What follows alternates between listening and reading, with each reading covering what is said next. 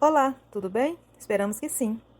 Você conhece ou já ouviu falar sobre os institutos federais e sua importância para o desenvolvimento social, econômico e tecnológico ao país? Hoje falaremos um pouco sobre o surgimento, a expansão e a abrangência dos institutos federais no Brasil. O Estado produz seus ordenamentos jurídicos, a fim de viabilizar e positivar as necessidades mapeadas junto à sociedade, concretizá-las e atendê-las por meio de suas políticas públicas. E por isso, prescreve a Constituição Federal, que a educação é um direito de todos e dever do Estado e da família. Será promovida e incentivada com a colaboração da sociedade, visando ao pleno desenvolvimento da pessoa, seu preparo para o exercício da cidadania e sua qualificação para o trabalho. A educação, como processo de reconstrução da experiência, é um atributo da pessoa humana e, por isso, tem que ser comum a todos. É essa concepção que a Constituição apresenta nos artigos 205 a 214, quando declara que ela é um direito de todos e dever do Estado. Tal concepção importa elevar a educação à categoria de serviço público essencial, que ao poder público compete possibilitar a todos. Daí a preferência constitucional pelo ensino público à iniciativa privada. Nesse campo, embora livre, é meramente secundária e condicionada. Nesse contexto, a Emenda Constitucional número 108 de 2020 ampliou os princípios que regem o ensino, destacando-se a garantia do direito à educação e à aprendizagem ao longo da vida.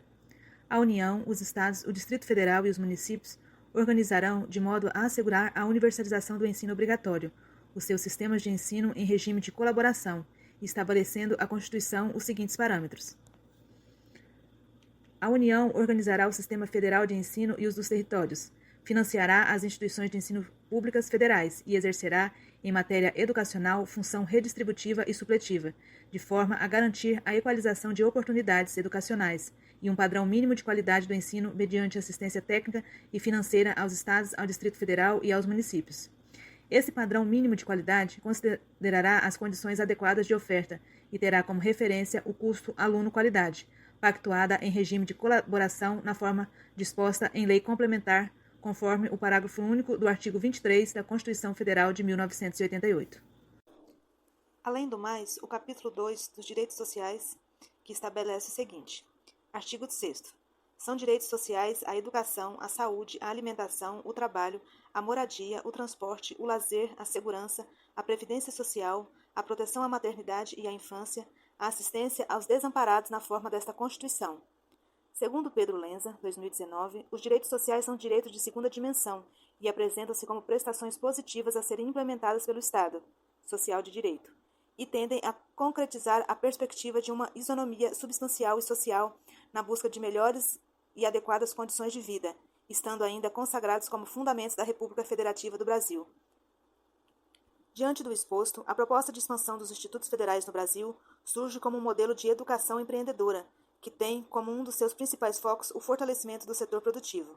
Assim sendo, podemos afirmar que garantir a educação e desenvolvimento é uma obrigação constitucional, sim. Entretanto, educar cidadãos e cidadãs mais qualificados para o meio produtivo é uma política de Estado, que visa otimizar os resultados econômicos para empreendedores, trabalhadores e a nação como um todo. As instituições que formam hoje a Rede Federal de Educação Profissional, Científica e Tecnológica passaram por inúmeras transformações nos seus 112 anos de existência, passando por diversas fases, até chegar ao patamar atual. Como resultado dessas transformações, cria-se no âmbito do Ministério da Educação um novo modelo de instituição de educação profissional e tecnológica, estruturados a partir do potencial instalados no Cefet, escolas técnicas e agrotécnicas federais e escolas vinculadas às universidades federais. Os novos institutos federais de educação, ciência e tecnologia geram e fortalecem condições estruturais necessárias ao desenvolvimento educacional e socioeconômico brasileiro, com o advento da Lei 11.892, publicada em 29 de 12 de 2008. A lei atua como um instrumento que legitima e garante a materialização da necessidade de crescer economicamente, empreender e inovar. Essas políticas, que deveriam ser de Estado e não de governo, materializadas por lei de incentivo e fomento à inovação. Por exemplo, a Lei 11.196 de 2005, que passou a ser conhecida como a Lei do Bem, cria a concessão de incentivos fiscais às pessoas jurídicas que realizarem pesquisa, desenvolvimento e inovação tecnológica. Cada governo prepara seu portfólio ou pacote de políticas públicas e em seu ciclo orçamentário prevê ou destina verbas ou incentivos que favorecem o contínuo esforço empreendedor da nação. Os institutos federais entendem a educação como um instrumento de transformação e de enriquecimento do conhecimento, capaz de modificar a vida social e atribuir mais sentido e alcance ao conjunto da experiência humana. É nesse sentido que deve ser pensada segundo as exigências do mundo atual, concorrendo para alterar positivamente a realidade brasileira. Os institutos federais devem possibilitar aos trabalhadores a formação continuada ao longo da vida, reconhecendo competências profissionais e saberes adquiridos informalmente em suas vivências, conjugando-os com aqueles presentes nos currículos formais.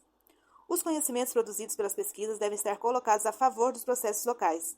É nessa via que a extensão pode possibilitar a segmentos e setores, que tradicionalmente estão excluídos das atividades desenvolvidas nessas instituições. O acesso ao conhecimento científico e tecnológico a fim de criar condições favoráveis à inserção e permanência no trabalho, de geração de trabalho e renda e exercício da cidadania, ao mesmo tempo em que aprende o conhecimento construído pela sociedade, enriquecendo os currículos de ensino e áreas de pesquisa. Assim, os institutos federais tornam-se espaço privilegiado para a democratização do conhecimento científico e tecnológico e valorização do conhecimento popular. O foco dos institutos federais é a promoção da justiça social, da equidade, do desenvolvimento sustentável, com vistas à inclusão social, bem como a busca de soluções técnicas e geração de novas tecnologias. Estas instituições devem responder de forma ágil e eficaz às demandas crescentes por formação profissional, por difusão de conhecimentos científicos e de suporte aos arranjos produtivos locais. Produzir novas tecnologias e disseminá-las democraticamente é tarefa essencial em qualquer projeto nacional que pretenda ser inclusivo, distributivo, soberano e democrático. A educação tecnológica tem papel estratégico em um projeto desta natureza. Segundo Bastos, seu papel é registrar, sistematizar, compreender e utilizar o conceito de tecnologia histórica e socialmente construído, para dele fazer elemento de ensino, pesquisa e extensão, numa dimensão que ultrapassa os limites das simples aplicações técnicas, como instrumento de inovação e transformação das atividades econômicas, em benefício do homem enquanto trabalhador do país. Os institutos federais ressaltam a valorização da educação e das instituições públicas, aspecto das atuais políticas assumidas como fundamentais para a construção de uma nação soberana e democrática, o que pressupõe o combate às desigualdades estruturais de toda a ordem. Nesse sentido, os institutos federais devem ser considerados bens públicos e, como tal, pensados em função da sociedade, como um todo, na perspectiva de sua transformação, e ainda respondem à necessidade da institucionalização definitiva da educação profissional e tecnológica, como política pública. Os institutos são federais, não apenas como expressão da presença em todo o território nacional, mas, acima de tudo, como entes mantidos pelo orçamento público central.